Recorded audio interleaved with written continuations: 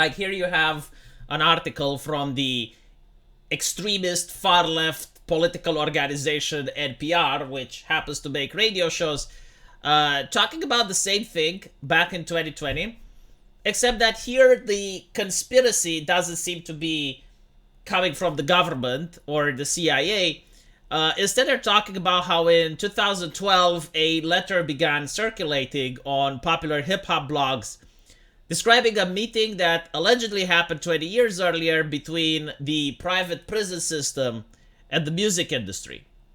So, according to this letter, record executives were asked to begin marketing and promoting hip hop that glorified criminal behavior in exchange for stock in the prison businesses. So, they consider this a conspiracy theory. Now, what exactly is a conspiracy theory? Well, it's when people notice that something is wrong and they're trying to find explanations for it. And when it comes to hip hop, you definitely notice that something is wrong. And what do I mean by this? Well, what I mean by this is that while almost all entertainment is scrutinized and criticized on the daily basis, they will say that video games are sexist or video games are violent, or they will say that TV shows are sexist or violent. And this level of criticism has actually led to change within the industry, not always for the better, by the way.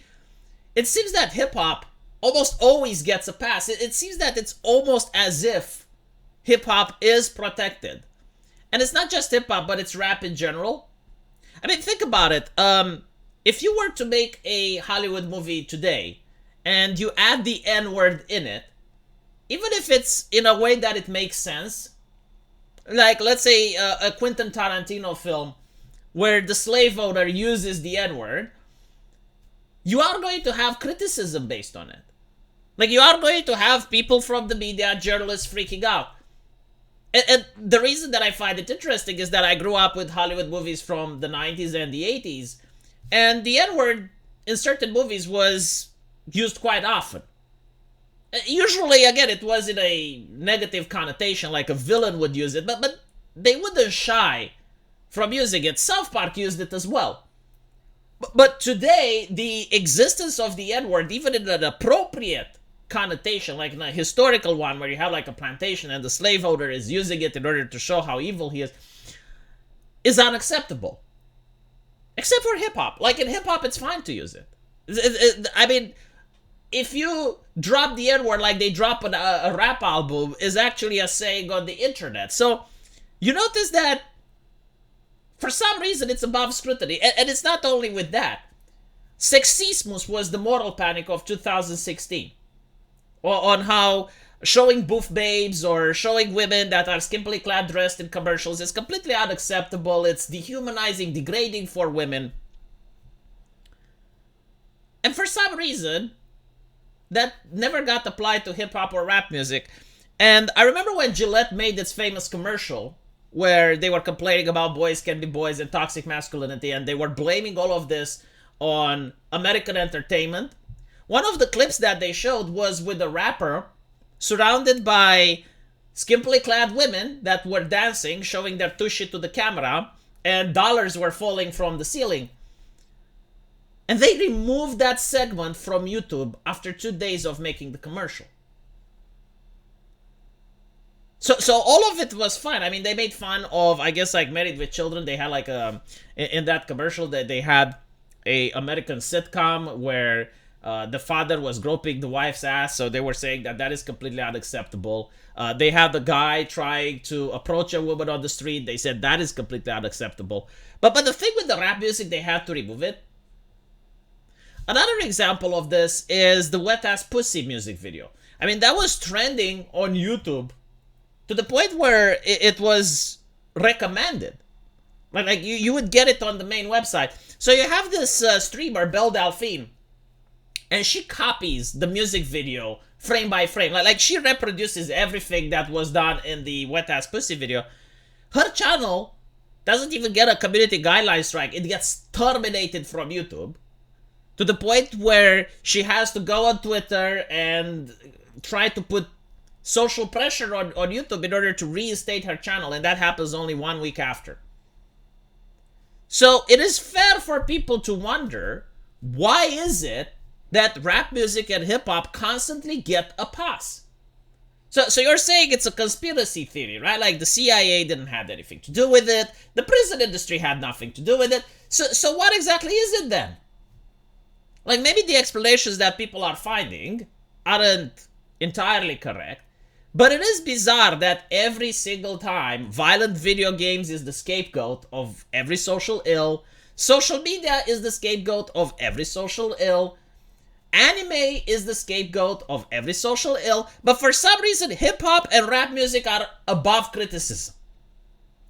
And some people say, well, it's because it's part of black culture, and it gets a pass because of that. I personally think that it's a very simple explanation for a much more complex problem. Like, for instance, if you go amongst woke circles, they have a way of criticizing jazz music that I find reprehensible. That, like, if you say that what you like about black culture, like, try this. Try it with your woke friend, okay? You know how they make articles? It's like how to approach your racist uncle. I'm going to make videos on how to approach your woke nephew. So, try it with your woke nephew. Say that the thing you like most about black culture is jazz music, and see how they spark out. And ironically, they will say something like, oh, so whatever you think about black people, you associate it with jazz, as if black people only make jazz and NBA, blah, blah, blah, blah, blah, blah. Like, literally, that's their talking point. That they learned it from Tumblr, or I don't know where they got it from, but like almost it's copy-paste argument. Whenever you say that you like jazz music, and you think it's like one of the greatest accomplishment of black culture. And unironically, I think it is, because it went around the earth. Like, whether you're in Japan or in China or in Europe, almost everyone has heard about jazz. And it's a wonderful style of music. But that one doesn't get promoted. Right? What gets promoted is hip-hop and rap. And I'm not against the style of music. Like, the style of music is fine. I've got nothing against, you know, the people that are making money out of it. My question is, and I don't even think it should be banned, but my question is, like, why isn't it getting any criticism? Like, on one hand, if you have My Hero Academia, an anime that shows some cleavage, everyone on Twitter freaks out. It's like, oh my god, you're showing sexualized cartoons to minors. Oh, horrible. But if you have a rap album that you get to see actual children on the street singing, and it's dropping the N-bombs, and it's glorifying life in prison, and it's glorifying gang culture, and it's glorifying all of these things, all of a sudden that's fine, and that's above criticism.